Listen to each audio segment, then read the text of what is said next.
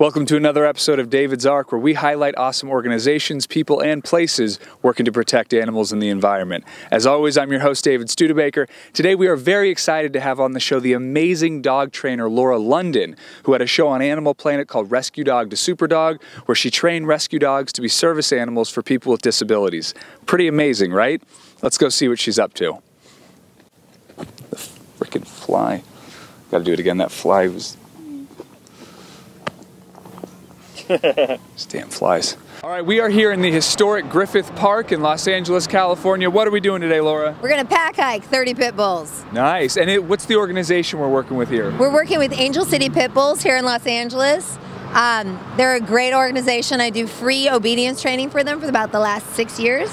And no class today, so we're going to hike instead. Nice. Okay, and some of these dogs are up for adoption. So if you see one you like, go to angelcitypitbulls.com or .org. And also, by the way, in true LA fashion, our most beautiful park is right next to a freeway. So can you feel the smog coming in through the screen there? I can feel it on my teeth. It's on our teeth. Can we get a wipe? Do we have a tooth? I don't have a teeth wiper on staff, but we're gonna go hike. Let's go get sweaty. Let's do it. This is Fuzzy Nelson. Fuzzy Nelson, that's a great name. So Fuzzy came to Angel City, from what I understand, fuzzless. Oh, really? Totally naked, no fur. So he's recovering. And how old is Fuzzy? I think he's like 11 months or something. Yeah, looks young, yeah. A little 11-monther. This mama. Oh, that's a mama right there. Oh, Look man. at those udders. So she was fostered? She's being fostered, so she was rescued. Yeah. We were thinking that somebody should invent dog spanks. Dogs, yeah, I like it. for these like rescued mama dogs who like you can hear them like slapping as they're walking. It can't be comfortable. So this beautiful gentleman's up for adoption? He's up for adoption. Oh man, oh Jet. You need some Jet in your life. Look at that face. Come on. Oh my goodness. You are so sweet. How are you still on the market? Oh. This is going to be the shoot, guys. I hope you guys, did you enjoy the show? Thank you guys for watching. Oh man. Jet and I, we're just going to hang. You guys, you got this, Laura. Here's the mic. I'm done. Before we even begin, oh, look at you. Oh, look at you. The entire road is dirt, right? The whole way, so white shoes were not the best choice. I choose shoes wrong every episode. There's a lot of dogs that get dumped at the shelters that people use for breeding. Oh, God. So when they're done with them, they dump them. Martha, who we'll probably get a shot of, she's the one with the big ones? Amazing udders. I feel bad about them. She forgot her hosiery. Totally. So yeah, it's sad. You know, dogs end up at the shelters for various reasons. It's not always because, or rarely because they're a bad dog. Yeah. You know, people run out of money. It's a money issue a lot, a poverty issue, and you can't afford to get the kind of care you need for your dog. Yeah. You think the word shelter sounds like a safe place, and they're going to provide shelter. Yeah. But that's really not how the shelters are set up, and it's not how they function, unfortunately. Yeah. You know, they're municipalities. They have budgets, they have money, they have finite space. Mm-hmm. So, you know, a lot of dogs get put down. Angel City Pitbulls picks Pitbulls primarily as its target of dogs to rescue because that's kind of the high-risk group here in Los Angeles. Yeah. We do temperament testing, make sure they're going to be dog-friendly, people-friendly. We work on free training, a lot of education and advocacy. We use foster homes, so we don't have they don't go in a kennel and then to another kennel. They go into a home, so they start learning how to be in a home. And that's where I come in. We're teaching the classes on the weekends. We do an owner focus class, which is an obedience style class. Yeah. And then a movement and proximity class, which is like a leash manners. So it's free of charge, and it's not just Angel City dogs. So if you adopted a dog or bought a dog on whatever, Craigslist, don't do that. But if you did it, stop doing it. So however you got your dog, or you've had your dog like 10 years and it's always not listened to you, you can come to class and it's free. and you're getting the same quality of class that my clients pay for. Yeah, no, that's great. You just got to get up early and get to the park. Yeah, we're torturing poor James. It's okay. He's already, we're about a quarter, maybe 15 steps in. He's already dying. Hang in there, James. Hollywood, where the streets are paved with smog. Where's Raleigh? I'd like to be on camera, please. Raleigh. Just a baby. And Raleigh's up for adoption. No, actually he's not. He's still just wearing his purple collar, but he's been adopted. He wants to fit in, you know. Well, congratulations. It's a good pooch right there. It's a good pooch. So in terms of getting care and getting those resources, in Jefferson Park, there's a cool thing going on, right? Yeah, Jefferson Park Pet Resource Center is the old location of the South LA shelter, which has just been a giant vacant building. Angel City Pitbulls, along with a group called SNP LA, has taken it over. Now we're putting our free classes there. We're offering free vaccination clinics, spay-neuter clinics, things like that. That's great. To help the community of South LA, who's kind of an underserved community when it comes to pet care. Yeah, that's awesome. Give it a smile. Oh yeah, let her, money shot. Thomas actually adopted. Oh, nice. Thought this would be a great way to get him socialized. Yeah. I thought it would be a good idea to come out and get ideas from other people. Definitely. And well, he seems to be doing well today. He does. Well, we've kept a nice distance. Yeah. But no, he's loving this. Yeah, he's having a blast. Oh, hey Jet, I missed you, pal. I didn't forget about you. Could somebody please adopt Jet and let me visit on occasion? Oh, butt scratch. There it is. That's the moneymaker right there. We made it to the end of the hike. AngelCityPits.org. AngelCityPits.org. Adopt one of those dogs. If you adopt Jet, you need to let me visit. I get visitation rates. Or you can volunteer, or you can donate. Volunteer, donate, support them, foster. There's so many ways to get involved. We are here with your legendary dogs. What are their names? I have Rufus, and he's a Boston Terrier. He is 13. Then Chappie, who's a French Bulldog. He is 12. And then Texas, who's a Boston Terrier, and he is 11. This little gentleman here is my favorite. He's really into the dirt this morning. I don't know. This is Chappie. He's kind of everyone's favorite. Do you have a spinal condition? He's got a whole bunch of stuff. He's primarily deaf. His cancer in his front right leg. And then he has like a degenerative spine problem. So his back leg sometimes works. Sometimes he stumbles around like a drunk. Nothing holds this guy back. Yeah. He's like an old man, you know, still smoking cigarettes, and you know he's George Burns. Yeah, he's not stopping. Oh, there it is. There it is. Now Rufus seems like the troublemaker of the bunch. Is that correct? He's a jerk. He's a formidable jerk. I understand that as a dog trainer. You know, people expect me to have like really well-behaved dogs. Yeah. Rufus doesn't play that. You're spending your time helping other people make their dogs well-behaved. Meanwhile, these guys, 100%. You know, they're 100%. And Rufus wears t-shirts not for the sake of fashion, but because he is allergic. Oh, he's got allergies. Sit. Speak. Good boy. Oh my God! Can we see the carnage? Can we see the carrot carnage right here? Look at that! Oh boy! They love playing tug of war, and they have like 10 teeth between them. No, look at that face! Oh, Chappie's eating the camera. Oh, look at that! What a lover! Good job, Chappie! Good boy! Good boy! Oh yeah!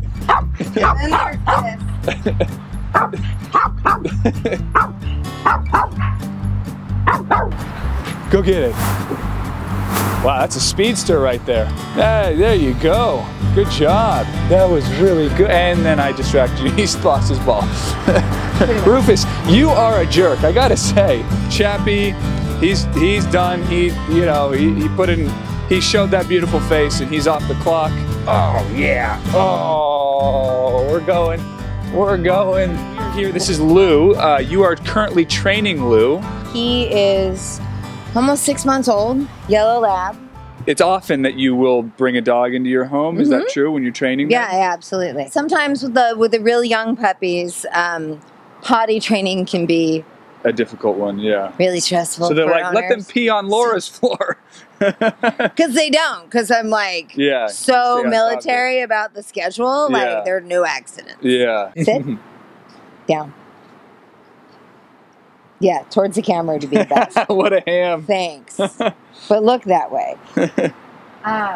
The goal of leave it is like ignore that, it's not yours. Yeah. And if you generalize that to like the world they live in, it can be stuff on the ground, or it could be you're eating a piece of pizza, or your kid's walking by with a toy. So leave it just means ignore it, it's not yours. Yeah. And look at me and I'll tell you what to do next. So we start like right now, leave it.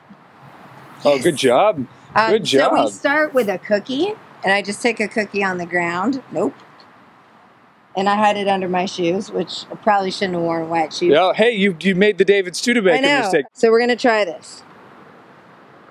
Leave it. Yeah. Good job. Good boy. Leave it. Yes. Oops. So I can push it a little closer to him. Yeah. Leave it. Yes. That's a good boy. And my foot is really only to block it. Yeah. Leave it. Leave it. And see, you kind of shifted back a little. Yeah. And then when they're pups, I like to get them to a place where I can get it on their foot. Oh, nice. Wow, that's amazing. That's amazing. Leave it. Good job, Louie. And then I take it. Good job. Way to go, buddy. Yeah, good job, Louie. What are you going to try? Just have him sit and then... Tell him to go down since he's already sitting. All right. Louie, go down. Yeah, that's my chin. Yeah, I'm going to tell him to sit. Hey, look, he sat right there. I'm so good.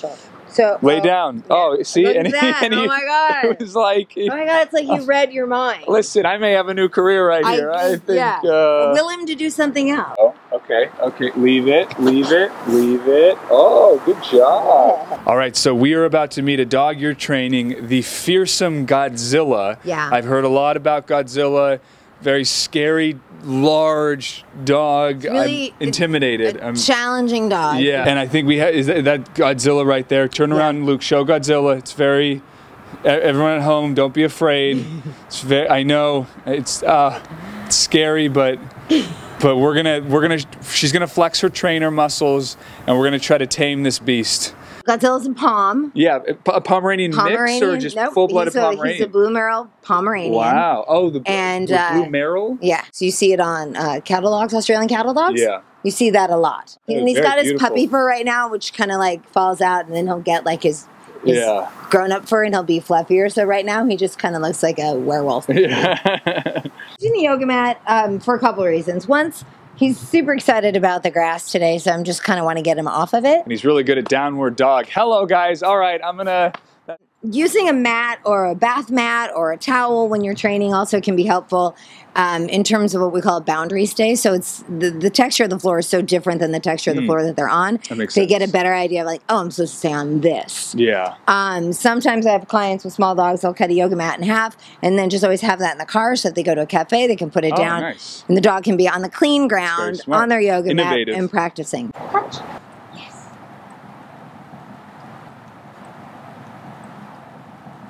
So, this little scratch that he's giving, it's really common for dogs who are experiencing stress. Not like job stress, but like, oh, you're asking me to do something and I don't want to do it, that kind of stress. Yeah. And it's called a displaced stressor. Kind of like a nervous twitch or something. Down. All the way. Thank you. When they're barking at the door, how do you suggest working on that? A second person would be outside the door, ringing the doorbell, while the owner who's working with the dog would say like, quiet, or leave it, or shush, or whatever words you're using. Yeah. To get the dog to be quiet, then the dog's quiet, you ring the doorbell again. And so you just keep doing it until you kind of get to a place of what we call learned indifference. When they're like, oh, the doorbell doesn't always mean someone's coming, someone's going, someone's getting delivered, something like that. Same thing with like dogs running out of the door, so you can do a sit, stay, open the door a little, then close it, reward them, open it a little more, and you just make it tiny, tiny steps. So they practice it. So when you're sitting on the couch and somebody rings the doorbell, It's like, and whatever. you say quiet. They're like, I've totally practiced this. Yeah, I remember that. I totally remember. Yeah. Good job. Look at that little tongue. That is a cute little tongue. That is And his tiny teeth. That is a tiny Do you want to little do some jumps? Let's see if you can do some jump? of these. Woohoo! Okay. Nice job. I don't know, Godzilla. This is a big one.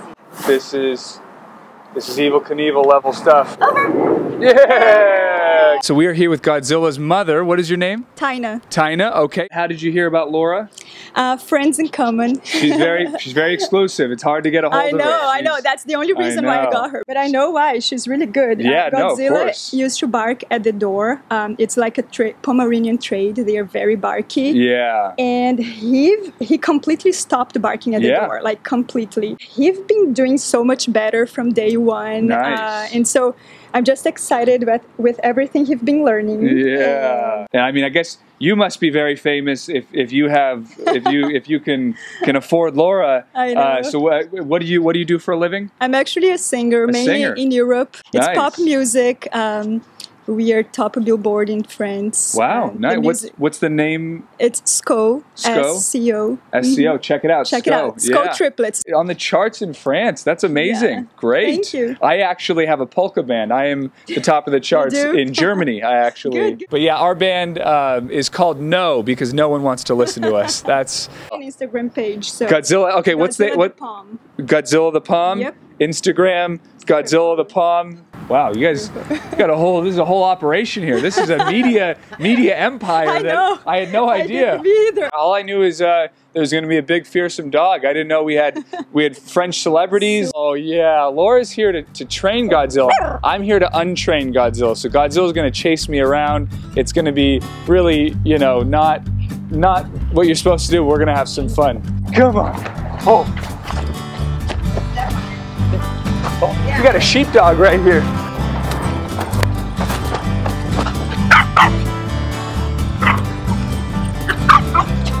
Oh, I hit in the face of the tree. Oh, you got me. You win. Yay! You win. How'd you get into dog training? When I grew up, the only way to make money and work with animals was like to be a vet. Yeah. Like the whole dog business as it is now did not exist when I was growing up. But I was always really intuitive with dogs. And it just kind of struck me one day, like, I think I could be a really good dog trainer. So I started training friends' dogs. I got certified. I did all the studying that I had to do. I ran a dog training facility for a while and then kind of realized that I could do that on my own. Yeah. And not work for someone else. So you had a show on Animal Planet. Mm-hmm. What was that experience like? The experience itself was challenging. Mm-hmm. I'm not going to say it was all like wonderful because it wasn't. It was really hard. We had to pick 12 dogs from local shelters that were capable of being service dogs in training for 12 disabled individuals. Mm-hmm. Okay, so that alone That's a tough job. Was like the hardest thing ever. Yeah. Once we got over that obstacle, then the real work started. We started doing basic obedience training with the owners because we wanted the owners to be a part of it, which was a new thing. Most of the time, these service dog programs train the dog and then like give it to you. Yeah. So we wanted to kind of empower the people who could then maybe, if this dog passes on, they know what to look for in the next dog that they pick, and then they can train the dog because some of these wait lists are 5 years for a service dog, and the price tag is like $20,000 to $30,000 to $40,000 for one. Wow. So, and everybody wants to, That's crazy. those lists are huge. And then the dogs went to boot camp. Yeah. And we were training morning till night. We had off-camera trainers, and all we did was train to get the dogs to really get solid on the three things, whatever those three things were that they needed, whether it was pulling the laundry basket or whatever it is. And then we reintroduced them back to their people after a couple of weeks and then showed them how to work those. They worked them for a couple more weeks. Then we follow up. We kind of tested them to make sure they were reliable. And that was the show. The show, it was a British production company that did it, right? Yeah. So it was a Channel 4 show called Rescue Dog to Super Dog. Great hosts. Funny enough, those hosts fell in love, got married, and had a baby. Oh, and now live in Spain. Wow. That wasn't what happened with me and my host. That's okay. But I love Nate, and he is doing amazing work down in San Diego, training rescue dogs for veterans with PTSD. Oh wow! Nice. What's his Nate? It's Nate Schomer. Nate Schomer, and he's in good shape. He's very. If you haven't seen the show, you need to just go watch the show for Nate. Just for his triceps. He's a buff dude. Yeah. Part of why we do the shows is a lot of people who they want to help animals, they want to help the environment, they want to do things, but it's like just seems daunting, and I'm just one person, and what can I really do? Okay, so I think I have a little rhyme for you. Okay, I like rhymes. So you can do something. I can't even talk. So here's my rhyme. Easy for you to say. Easy for me to say. So my rhyme is: you can do something big, you can do something small, but either is better than doing nothing at all. Beautiful. So if you have money but no time, donate money. Yeah. If you have time and no money, donate time. There you go. And then if you can't do any of those things, but you have a dog, spay it, neuter it, license it, microchip it, walk it, train it, love it, feed it. Behaviorally, you can speak to the importance of spaying and neutering. The number one, the dogs that get hit and killed by cars, boys. Yeah. The dogs that run away, boys. Yeah. Because they're intact males and they can smell a bitch in heat 5 miles. Yeah, so you mentioned that. They can, how is that possible? It's, that's amazing. It's like that Coco Chanel commercials. Like you're just like, gosh, it's delicious. Where is she? And 5 miles. They'll climb a fence to get to one. Say you are a dog park person or there are dogs in your neighborhood and you decide to keep your male intact. Your male is going to be getting unwanted attention all the time. All the time. It's like they're bathing in like Axe body spray. When they go to the dog park and they're intact, every other dog there is going to be like, what is up with you? The girls are going to be like, what's up? Everyone's going to be like, what's up? It's going to be like the Jersey Shore. Totally. But then you're completely like, I can't fight or flight. I can't get out of here. I don't want this attention. Yeah. And you're going to stand up for yourself because you're full of testosterone. Yeah. And then there's probably going to be an altercation. Yeah. But it didn't start with that dog coming in there and looking for a fight. Yeah. It's because they couldn't avoid it because they were still packing. Los Angeles is mandatory spay-neuter city. So, and if you have a male, it's easy to see if they're not neutered. You can get a ticket. That's got to be an interesting one to be the guy who writes the tickets. Just like, look, I see some balls. We're writing you. Pretty much. Yeah. Yeah. It's a good job. Sent out a lot of tickets today. Yeah. You're on social media. You have a website. What are the handles? My handles. So I'm on Instagram, which is where you find most of the dog photo stuff. Occasionally there's a picture of me without a dog. So there's a lot of Chappie and Rufus and Texas. Yeah. And also dogs that you're training. Godzilla's on there. Godzilla the Palm's on there. And your handle is Laura L. London. Laura L. London. And then Instagram. And then your website is LauraLLondon.com. LauraLLondon.com. We are done. Sadly, I hate. It's been so much fun jumping into the life of Laura London. If you need an amazing dog trainer, you're going to get on the waiting list if you got an extra 600 grand lying around. But no, it's been absolutely amazing. Thank you so much. You give it up. Laura London, everyone. Give her a hand. Thank you. Awesome. Thank you. It's been great. It has. Laura London. David Zark. Laura London. David Zark. David Zark.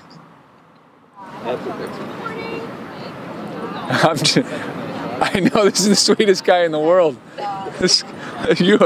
Oh man. I get the feeling he'd be a great cat. Yeah, he will. Oh, that's my kind of dog. Just I will do this. Yeah. Just sit and watch television with me. We're good. Butt scratch. Yeah. Oh, you feel that?